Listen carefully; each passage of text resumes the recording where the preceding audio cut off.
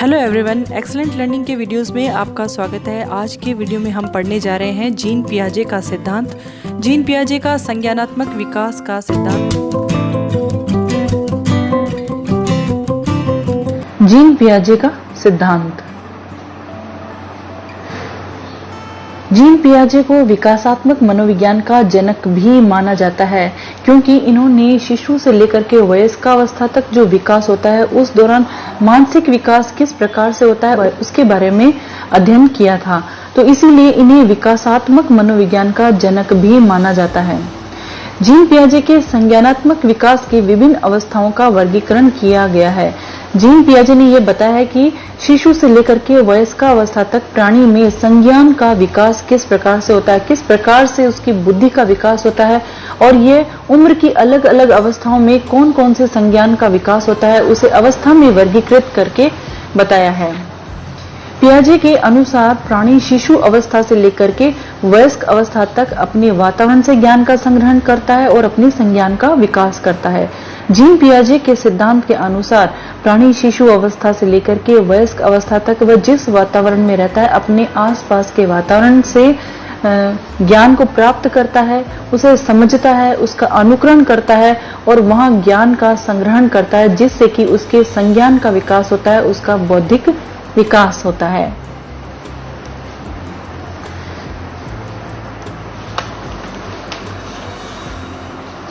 Gene पियाजे ने तर्क, चिंतन, नैतिक निर्णय है या प्रत्यय है, बोध है, इनका मनोवैज्ञानिक रूप से बहुत ही विस्तृत रूप से अध्ययन किया है और इनकी व्याख्या और अपना जो अध्ययन है उनकी व्याख्या इन्होंने अपनी किताबों में करी। इन्होंने कुल 32 बुक्स यानी 32 पुस्तकें इन्होंने लिखी है, जिसमें से कुछ प्रमुख किताबें इस प्रकार से हैं। नंबर 1 है संसार के बच्चों के विचार, child conception of the world. Second है बालक का चिंतन और भाषण, language and thought of child. Third है बच्चों के नैतिक निर्णय, moral judgement of the child. तो इस तरह से उन्होंने कुल 32 किताबें लिखी हैं। इन किताबों के अंदर अपने जो मनोवैज्ञानिक प्रत्यय है उनका क्रमिक विकास के बारे में उन्होंने विस्तृत रूप से लिखा है। इसीलिए इन्हें विकासवादी मनोविज्ञान भी कहते हैं, इन्हें विकासवाद मनोविज्ञान का जनक भी माना जाता है। जीन पियाजे ने जो अपने प्रयोग किए थे वे अपने ही बच्चों पर किए थे। उन्होंने प्रयोग के लिए अपने भतीजे और अपनी बेटी पर किया था। वे जब शिशु अवस्था से लेकर के जैसे जैसे धीरे धीरे बड़े होते हैं तो किस प्रकार से उनके संज्ञान का विकास होता है, किस प्रकार से उनका बौद्धिक विकास होता है, उसका विस्तृत अध्ययन किया था। जीन पियाजे ने जो संज्ञानात्मक विकास का सिद्धांत दिया था उसमें कुछ महत्वपूर्ण संप्रत्यय जिनसे रिलेटेड भी क्वेश्चन एग्जाम में पूछे जाते हैं। इन संप्रत्ययों का अर्थ हमें पता होना बहुत जरूरी है। जैसे ये है अनुकूलन। अनुकूलन यानी एडेप्टेशन।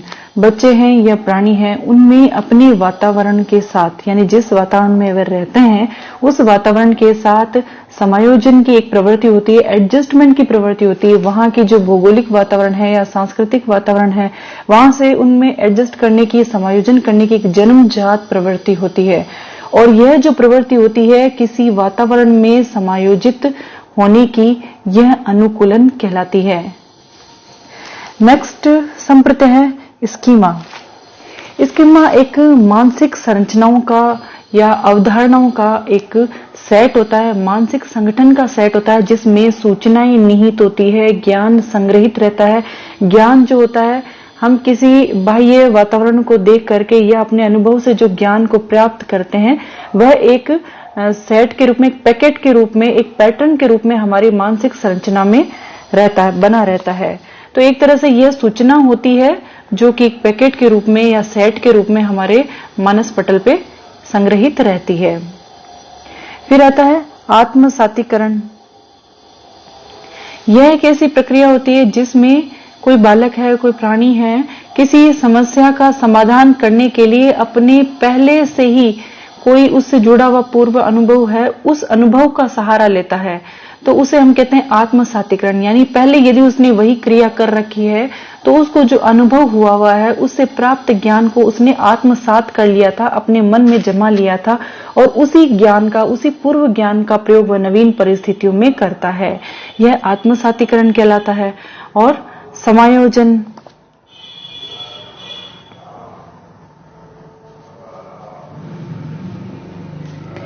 पियाजे के जो अधिगम का संज्ञानात्मक सिद्धांत है, उसके अनुसार जो संज्ञानात्मक संरचना होती है, जो स्कीमा होता है उसको नवीन परिस्थितियों में संशोधित किया जाता है, उसके अंदर सुधार किया जाता है। यानी कि मान लीजिए कोई पूर्व में किसी व्यक्ति के अंदर कोई स्कीमा बना हुआ है और जब नवीन परिस्थितियों में कुछ और चीजें देखी है तो अपनी जो पुराने स्कीमा में उसने परिवर्तन कर लिया है। जैसे कि एक बालक ने देखा कि गाय जो होती है उसके 4 पैर होते हैं, एक पूंछ होती है, 2 सींग होते हैं, इस तरह की अवधारणा थी। लेकिन जब एक बार थोड़ा सा बड़ा होने के बाद उसने बहुत सारी गायें देखी, अलग अलग रंग की देखी, तब उसने एक नई चीज और सीखी कि गायों के रंग भी अलग अलग हो सकते हैं। काली गाय भी हो सकती है, सफेद गाय भी हो सकती है, धब्बे वाली गाय भी हो सकती है। तो उसने अपनी जो पूर्व सूचना थी उसमें यह नई सूचना भी जोड़ ली, उसको संशोधित कर लिया। तो यह कहलाता है समायोजन यानी एकोमोडेशन। और अब आता है संतुलन। पियाजे का जो सिद्धांत है उसके अंदर पुरानी अवधारणा और नई अवधारणा के बीच में जो संतुलन की क्रिया होती है उसे संतुलन कहते हैं। तो यह हो गया संतुलन। और नेक्स्ट आता है स्वकेंद्रण। जीन पियाजे ने एक प्रयोग किया था, बहुत ही प्रसिद्ध प्रयोग है उनका। उस प्रयोग का नाम है 3 पर्वत समस्या कहते हैं, उसे 3 माउंटेन प्रॉब्लम कहते हैं। अब ये 3 माउंटेन प्रॉब्लम क्या है, ये हम इस वीडियो से रिलेटेड जो PYQ सॉल्व करेंगे उसके अंदर इसको विस्तृत रूप से समझेंगे कि ये 3 पर्वत समस्याएं क्या है। तो उस समस्याओं से संबंधित एक संकल्पना को स्पष्ट करने के लिए, स्वकेंद्रण को स्पष्ट करने के लिए उन्होंने यह 3 पर्वत समस्या दी थी। अब आता है क्षैतिज विसंगति। पियाजे ने कहा था कि एक प्रकार का जो संरक्षण का अधिगम है उसे दूसरे प्रकार के संरक्षण के अधिगम में स्थानांतरित करने की अयोग्यता को क्षैतिज विसंगति कहते हैं। विसंगति यानी अयोग्यता है। तो एक अधिगम का स्थानांतरण है, दूसरे अधिगम में स्थानांतरण होने की अयोग्यता है। यह क्षैतिज हो रहा है लेकिन यह अयोग्य है, इसीलिए क्षैतिज विसंगति हो गई है। तो ये पियाजे के जो संज्ञानात्मक विकास का सिद्धांत है, यह महत्वपूर्ण संप्रत्यय है जो बार बार उनके सिद्धांत में प्रयोग किए जाते हैं।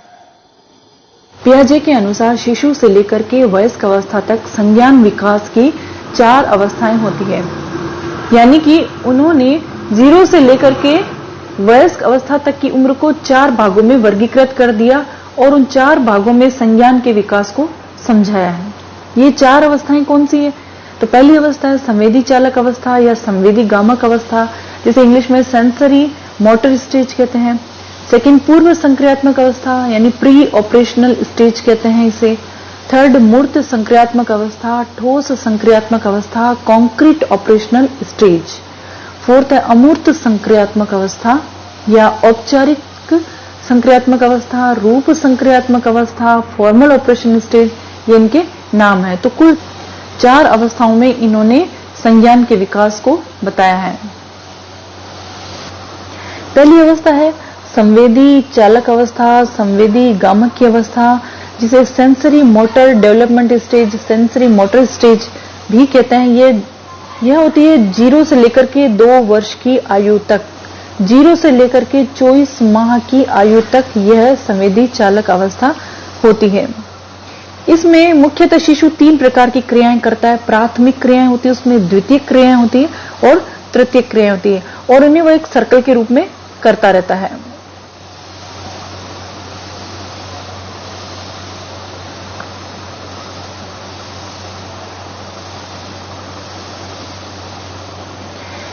जैसा कि नाम से स्पष्ट है, संवेदी चालक अवस्थाएं, यानी इसमें संवेदनाओं से वह सीखता है, इंद्रियों से सीखता है। इंद्रियां जैसे आंख, नाक, कान, मुंह, त्वचा, इनके द्वारा वह अवलोकन करता है, देखता है, सुनता है, महसूस करता है, और उन इंद्रियों के द्वारा वह ज्ञान का ग्रहण करता है, संज्ञान का ग्रहण करता है, अपने संज्ञान का विकास करता है। तो इंद्रियों के द्वारा जब संज्ञान का विकास होता है, यह संवेदी चालक अवस्था में होता है। और इस दौरान बालक जो होता है लगभग 0 से लेकर के 1 माह तक की आयु में रोना, खेलना, करना, हंसना, तो ये शारीरिक क्रियाएं भी वह करता, हाथ पैरों को हिलाना, या शारीरिक क्रियाएं उसके अंदर होती है। साथ ही इस दौरान आत्मीकरण भी शुरू हो जाता है और उद्देश्यपूर्ण कार्य जो होते हैं वह उसके प्राथमिक क्रियाएं होती है, यानी जिससे उसका उद्देश्य पूरा हो सकता है वह उसकी प्राथमिक क्रियाएं होती है, जैसे भूख लगने पर भोजन प्राप्त करना, दूध प्राप्त करना, ये उद्देश्यपूर्ण क्रियाएं इसकी प्राथमिक क्रियाएं हो जाती है, जो दूसरी क्रियाओं के साथ वह समन्वय उसका करता है। फिर आता है कि उस बालक में वस्तु स्थैर्य स्थायित्व का गुण विकसित हो जाता है। यह संवेदी चालक अवस्था की एक बहुत ही महत्वपूर्ण विशेषता है। वस्तु स्थैर्य स्थायित्व, ऑब्जेक्ट परमानेंसी की जो क्वालिटी है, ऑब्जेक्ट परमानेंसी की जो क्वालिटी है, यह इस अवस्था में विकसित हो जाती है। इसका मतलब यह होता है कि जब बच्चा 0 से लेकर के 12 माह तक का होता है, उस दौरान यदि कोई वस्तु जिससे वह खेल रहा होता है उसे छुपा दिया जाए और उसे ये कहा जाए कि उसे तो पक्षी उड़ा के ले गया, तो वह उस बात का यकीन कर लेता है। लेकिन 12 से लेकर के 24 माह तक की आयु में वह यह भी सीख जाता है कि उसे कोई पक्षी उड़ा करके लेके नहीं गया, बल्कि वह वस्तु छुपाई गई है और वह छुपी हुई वस्तुओं को ढूंढ लेता है। तो इस तरह से छुपी हुई वस्तुओं को ढूंढ लेना, यानी कि जो चीज सामने नहीं है, वह वस्तु उसके सामने नहीं है, लेकिन फिर भी उसे पता है कि वह यही है, यही गुण कहलाता है वस्तु स्थैर्य, वस्तु स्थायित्व। संवेदी चालक अवस्था की प्रमुख विशेषता है चिंतन शक्ति का इस आयु में अभाव होता है। तो यह है संवेदी चालक अवस्था, जो 0 से लेकर के 2 वर्ष की आयु तक के बच्चों में इस तरह के संज्ञान का विकास होता है। अब आता है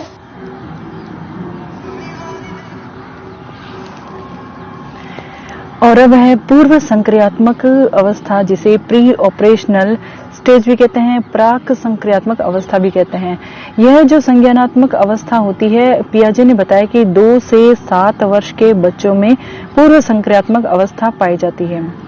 2 से 7 वर्ष के जो बच्चे हैं उनमें किस प्रकार से संज्ञान का निर्माण होता है, संज्ञान का विकास होता है, किस प्रकार से वे वातावरण के साथ अंतःक्रिया करते हैं और संबंध स्थापित करते हैं, तो ये पियाजे ने बताया है कि इस उम्र के बच्चे जो 2 से 7 वर्ष के बच्चे हैं, पूर्व संक्रियात्मक अवस्था के बच्चे हैं, उनमें प्रतिमूर्तियों का निर्माण करने का गुण विकसित हो जाता है। प्रतिमूर्ति यानी इमेजेस। वे जहां कहीं भी जाते हैं, जैसे कि किसी शादी में गए हैं, वहां उन्होंने किसी दूल्हा दुल्हन को देखा है, तो घर आकर के भी वे गुड्डे गुड्डियों से उसी प्रकार से खेल खेलेंगे और उन्हें दूल्हा दुल्हन की तरह मानते हुए वे खेल को खेलते हैं। तो ये एक इमेज उनके मन में बन जाती है। तो प्रतिमूर्तियों का निर्माण का जो गुण है वो विकसित हो जाता है। अनुकरण करना, इस उम्र के बच्चे जो होते हैं वे अनुकरण करना सीख जाते हैं। हमने अपने घरों में भी देखा होगा कि जो इस उम्र के बच्चे हैं वे अपने स्कूल में जाते हैं या अपने आसपास के लोगों को देखते हैं, तो उनके बोलने के तरीके जो हैं, उनके पहनावे के तरीके हैं, उनके हाव भाव अंदाज जो है, उनकी नकल करने की कोशिश करते हैं, उनकी बोलियों की नकल करने की कोशिश करते हैं। तो इमिटेशन का गुण भी इस उम्र के बच्चों में होता है। प्रतीकात्मक विचार होते हैं उनके, आत्म केंद्रित प्रवृत्ति होती है और गणितीय सूक्ष्म संप्रत्यय जैसे कि भार, आकार, संक्रिया, आयतन को वे समझना प्रारंभ कर देते हैं। पूर्व संक्रियात्मक अवस्था में यह चीजें प्रारंभ होती है और संरक्षण गुण का विकास भी प्रारंभ होता है और स्थूल प्रत्यय जैसे कि लंबाई, ऊंचाई, आकार, बीजगणितीय, ज्यामितीय प्रत्यय को समझना, जिसे स्थूल कार्यात्मक अवस्था भी कहते हैं, इस अवस्था में प्रारंभ होता है। बहुत सी चीजें ऐसी है जो पूर्व संक्रियात्मक अवस्था में प्रारंभ होती है और इसकी जो नेक्स्ट अवस्था है मूर्त संक्रियात्मक अवस्था, वहां पर पूर्ण रूप से विकसित हो जाती है। इसी तरह से पलटावी गुणों का अभाव होता है, उत्क्रमणीय गुणों का अभाव होता है। पलटावी गुण क्या होते हैं? जैसे कि किसी बच्चे को सिखाया जाता है कि 3 को 2 से गुणा करने पर 6 आता है। अब यदि उससे ये पूछा जाए कि 2 को 3 से गुणा करने पर क्या आएगा, तो इसका वह जवाब नहीं दे पाता है। तो यहाँ पलटावी गुणों का अभाव होता है, विचारों की उत्क्रमणीयता का उनमें अभाव पाया जाता है। पूर्व संक्रियात्मक अवस्था में तार्किक चिंतन की क्रिया प्रारंभ ही होती है। तार्किक चिंतन करना वह शुरू कर देता है, यानी ये प्रारंभिक अवस्था में होता है। तो ये पूर्व संक्रियात्मक अवस्था है, प्री ऑपरेशनल स्टेज है, जिसकी आयु होती है 2 से 7 वर्ष। और यहाँ जैसे संरक्षण के गुणों का विकास है, तार्किक चिंतन की क्रिया है, यह तो प्रारंभ होती है। पलटावी गुणों का बिल्कुल अभाव पाया जाता है। प्रतिमूर्तियों का निर्माण, अनुकरण करना, बच्चा नकल करता है, प्रतीकात्मक विचार है और गणित की सूक्ष्म संप्रतियों को वह समझने लग जाता है।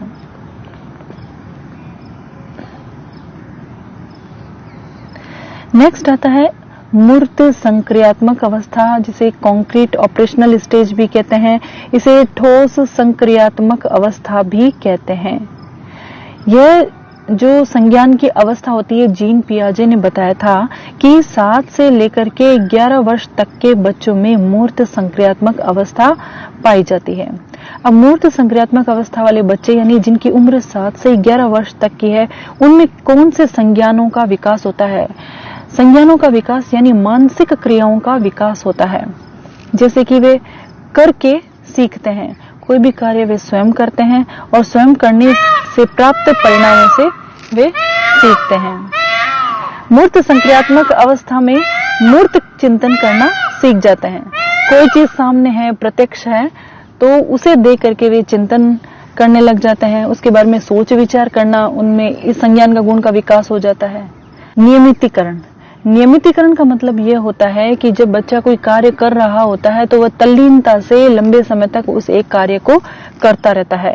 यह मूर्त संक्रियात्मक अवस्था वाली आयु यानी 7 से 11 वर्ष की आयु के जो बच्चे हैं, उनमें ये गुण हम देख सकते हैं कि वे जिस कार्य को कर रहे हैं बड़े ही तल्लीन होकर के एक लंबे टाइम तक वही कार्य करते रहते हैं। इसे नियमितीकरण कहते हैं, जो कि इस उम्र में इस संज्ञान का विकास हो जाता है। अब तार्किक चिंतन की प्रक्रिया पूर्णतः विकसित हो जाती है। मूर्त संक्रियात्मक अवस्था बहुत इंपॉर्टेंट है, मैक्सिमम क्वेश्चन यहाँ से पूछे जाते हैं। अब यहाँ जो तार्किक चिंतन की क्रिया है वह पूरी तरह से विकसित हो चुकी होती है, इसलिए तार्किक कार्य भी वे करने लग जाते हैं। तार्किक गणितीय कार्य भी बच्चे आसानी से करने लग जाते हैं, उन्हें समझ में आने लग जाते हैं। इस उम्र के बच्चों में पलटावी गुणों का विकास हो जाता है, यानी कि विचारों को उलट पुलट करके पूछने पर भी वे उसका जवाब देने योग्य हो जाते हैं। अब यदि उनसे पूछा जाए कि यदि 3 को 2 से गुणा करने पर 6 आता है तो 2 को 3 से गुणा करने पर क्या आएगा, तो उनका जवाब भी सही आएगा, ये उसका आंसर दे सकेंगे। तो इसका मतलब इनका पलटावी गुणों का विकास हो जाता है, विचारों की उत्क्रमणीयता के गुणों का विकास हो जाता है। मूर्त संक्रियात्मक अवस्था यानी ठोस संक्रियात्मक अवस्था में वस्तुनिष्ठता के गुण का विकास हो जाता है, वास्तविकता का विकास होता है, समस्या समाधान का विकास हो जाता है। वे किसी भी समस्या का समाधान करने के लिए प्रयासरत रहते हैं, उनमें उस तरह की समझ विकसित हो जाती है, सूझ के द्वारा कार्य करने में सक्षम हो जाते हैं। किसी भी कार्य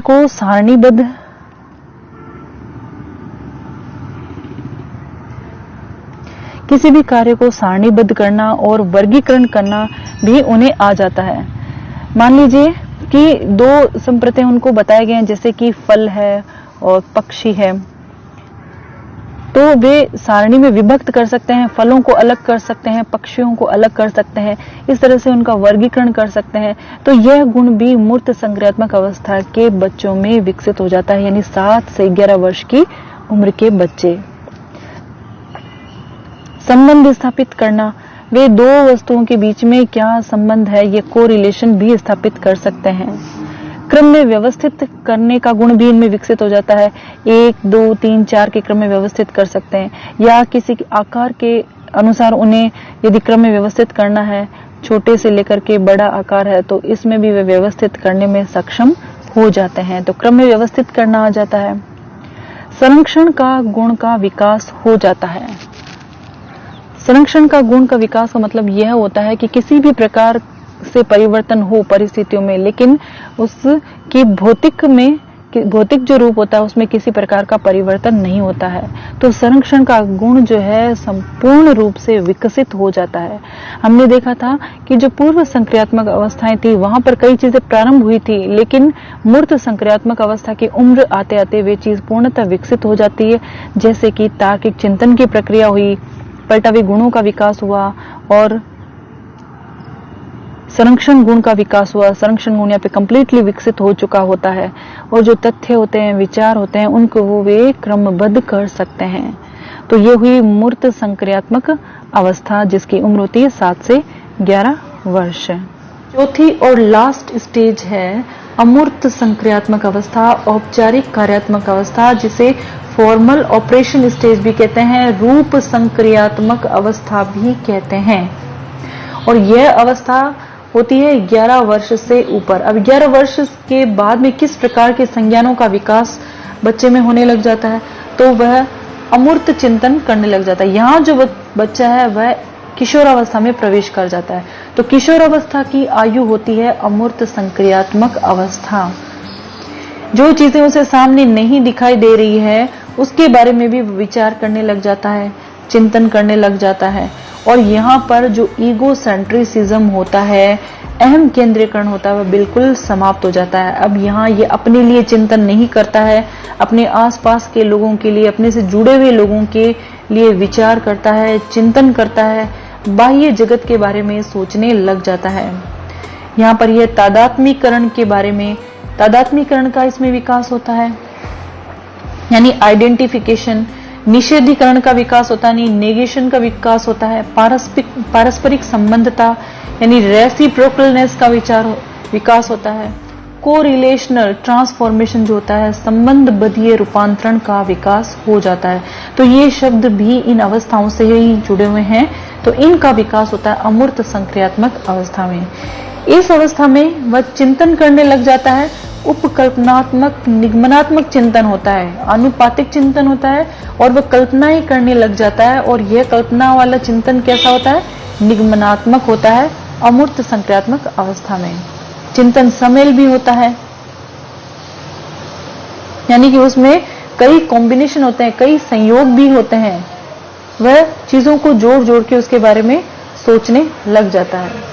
ये जो 4 विशेषताएं हैं, तादात्मीकरण, निषेधीकरण, पारस्परिक संबंधता, संबंधबद्धीय रूपांतरण, इसे जीन पियाजे ने INRC के रूप में व्यक्त किया। I यानी आइडेंटिफिकेशन, N यानी नेगेशन, R यानी रिलेशन और C यानी कोरिलेशन।